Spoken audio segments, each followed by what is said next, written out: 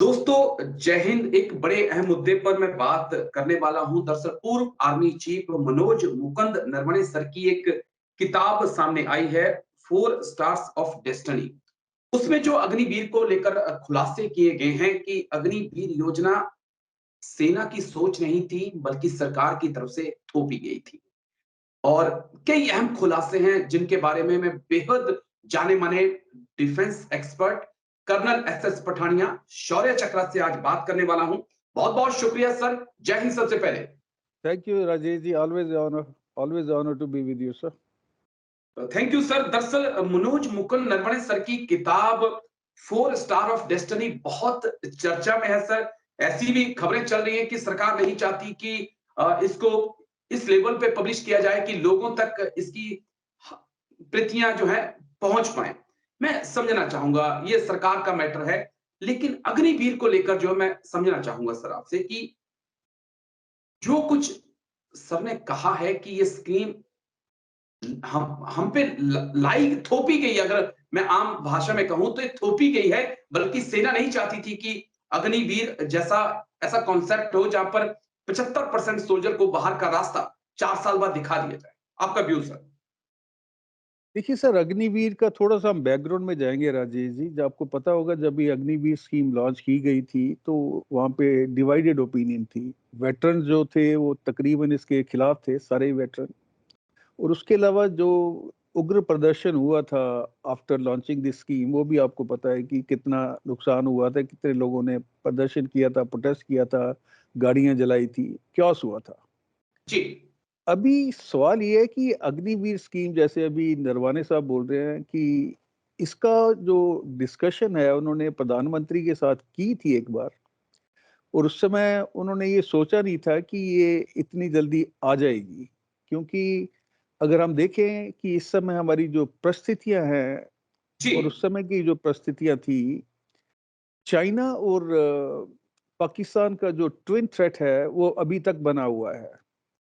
China ने कहाँ तक घुसपैठ की है, नहीं की है, मैं उसके बारे में कमेंट नहीं करूँगा, बट अपनी फ्रंटियर की हिफाज़त करना जो है वो देश की ज़िम्मेवारी है, और उसके अंदर जो पैसे का कंसिडरेशन है, बेसिकली इसकी स्टार्ट कहाँ से हुआ था? डिफेंस पेंशन बिल, क्योंकि ये जी डिफेंस पेंशन बिल जो है लगातार बढ़ता जा रहा था। अभी बहुत कम लोगों को ये पता है कि इस डिफेंस पेंशन का जो बिल है, इसके अंदर 40% जो हिस्सा है वो डिफेंस सिविलियन का है, क्योंकि वो 60 साल की उम्र में रिटायर होते हैं। जी लेकिन जब इसको बात की जाती है तो ये बताया जाता है कि आर्म्ड फोर्सेस के ऊपर इतना पैसा खर्च हो रहा है, तो लूजली वर्ड यूज़ किया जाता है। तो मैं तो ये रिकमेंड करूँगा कि इसको सेपरेट किया जाए, जो डिफेंस सिविलियंस हैं उनको आर्म्ड फोर्सेस के साथ ना रखा जाए, बल्कि उनका एक जी। डिफेंस बजट की जाए और उस हिसाब से की प्रोजेक्शन की जाए।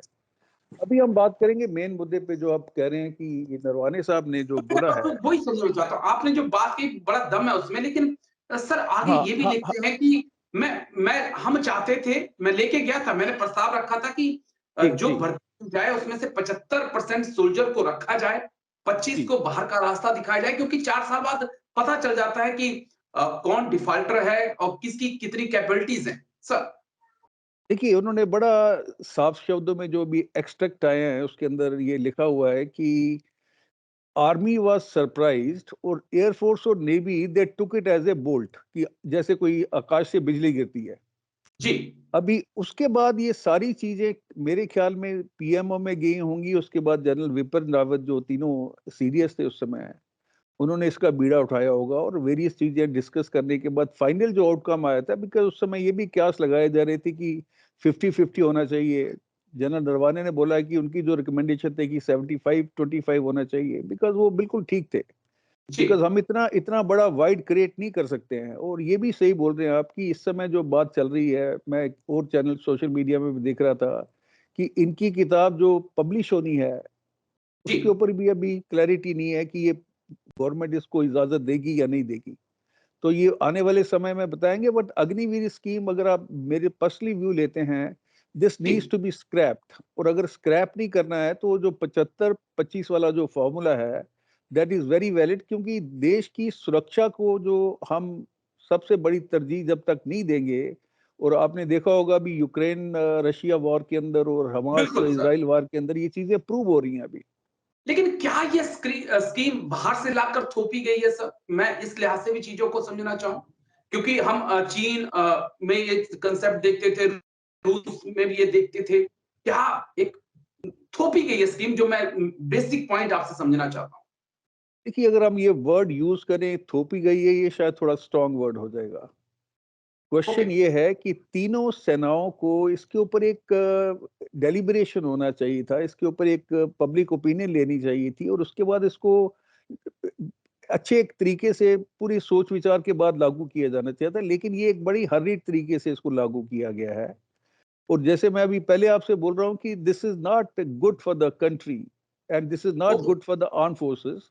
सो my recommendation is it should be reviewed at the जी, earliest, and I am sure जी। इसको रिव्यू किया जाएगा। हो सकता है ये अभी आने जो प्रेजेंट हमारा डिस्पेंसेशन है वही इसको रिव्यू कर दें, और शुरू में 50-50 कर दें और उसके बाद 75-25 कर दें। क्योंकि देखिए, इनका जो ट्रेनिंग पीरियड लेते हैं हम 6 महीने कर दिया, जो पहले 9 महीने होता था।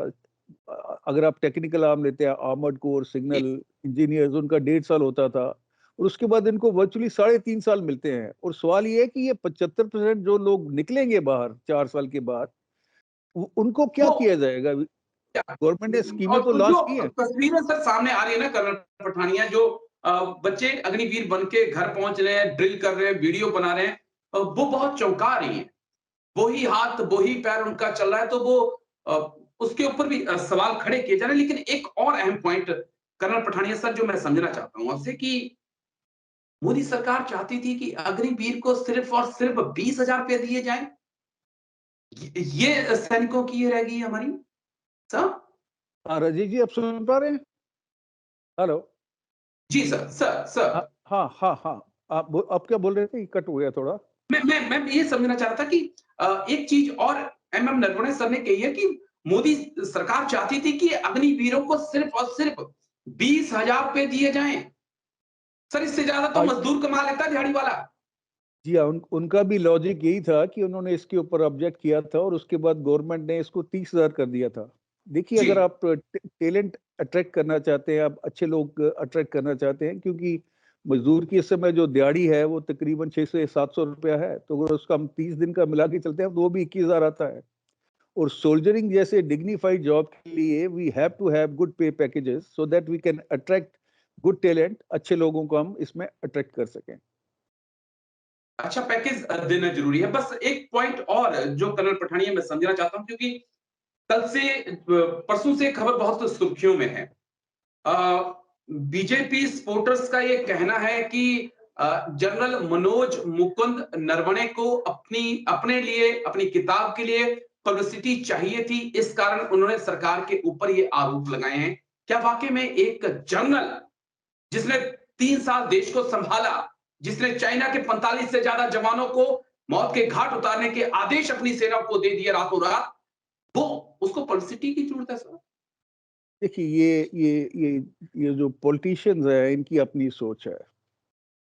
जहां तक मैं समझता हूं कि ये जो क्लियरिंग जनरल नरवाने ने आर्मी से या पीएमओ से, किसी से ये क्लियरेंस ली होगी before the publication of the book. अभी ये ओके। बाद में खुल के सामने आएगा कि ये जो परमिशन ली गई थी कि नहीं ली गई थी। और उसके बाद ये जब बुक पब्लिश हो रही है, तो एक जनरल को अपने विचार प्रकट करने का अधिकार है। और उसके अंदर कितनी सच्चाई है और कितना, मेरे को नहीं लगता कि वो फैब्रिकेट करेंगे अपने आप को सिर्फ पब्लिसिटी लाने के लिए। क्योंकि कोई भी जो फौजी है वो सच्चाई को सामने लाने की कोशिश करेगा। और ये जी। छोटी मोटी बातों पे उनका, he has nothing to do with the BJP as such at the moment, and he is a okay. nationalist person, so I know him in person, हम इकट्ठे थे जी। स्टाफ कॉलेज कोर्स में। तो he is a very fine gentleman and I don't think he is looking for the publicity by these means.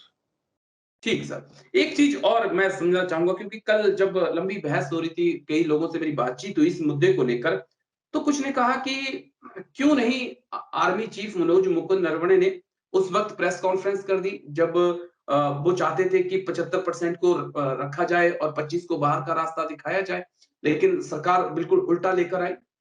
लोग सवाल पूछ रहे हैं सर, खड़े कर रहे हैं कि देख तब क्यों नहीं देख सर ने प्रेस कॉन्फ्रेंस कर दी बात। देखिए राजेश जी, जब आप सर्विस कर रहे हैं उसका एक डेकोरम होता है। जी। Even if you are a chief of staff, आप इंडिपेंडेंट नहीं हो सकते, आप पॉलिटिशियन नहीं हो सकते। तो एक डेकोरम बना हुआ है, एक चेन ऑफ कमांड है, उसके अंदर आपको एक्ट करना पड़ता है। You have to have that feeling of discipline. You can't be a rebel as a chief of army staff, because पूरी दुनिया आपको देख रही है। तो उस समय उनके मन में कुछ शंकाएं रही होंगी और उन्होंने शायद उसका क्लैरिफिकेशन भी लिया होगा, लेकिन अभी है, एक हरारकी है। अगर आपका ऊपर वाले कहते हैं कि नहीं जी इसके ऊपर हम बात नहीं करेंगे, लेट इट गो, तो आपको मानना पड़ेगा। ये आज़ादी आपको सिर्फ रिटायरमेंट के बाद मिलती है, जहाँ पे आप पूरी तरह से आप लगते हैं कि आप अनशेकल्ड हैं, एंड यू जी can express your views with the aim of being a nationalist. Okay nation के अच्छे के लिए अपने अपने व्यू प्रोजेक्ट करने का ये हमारा फंडामेंटल अधिकार है, जिसका उन्होंने प्रयोग किया, और ये अच्छी बात है। क्योंकि जो चीज खराब हुई है, अगर उसको सुधारने की जरूरत है, तो ये किस्म की फीडबैक आ रही है गवर्नमेंट के पास, and I am very sure government will take cognizance of this. Okay sir, चलिए बहुत बहुत शुक्रिया colonel S S thank you. Pathania के साथ जुड़ने थैंक यू के लिए, राजीव तमाम जी। पहलुओं को इतनी थैंक यू। बारीकी से समझाने के लिए सर। जय thank Hind. You sir. God bless. जय हिंद।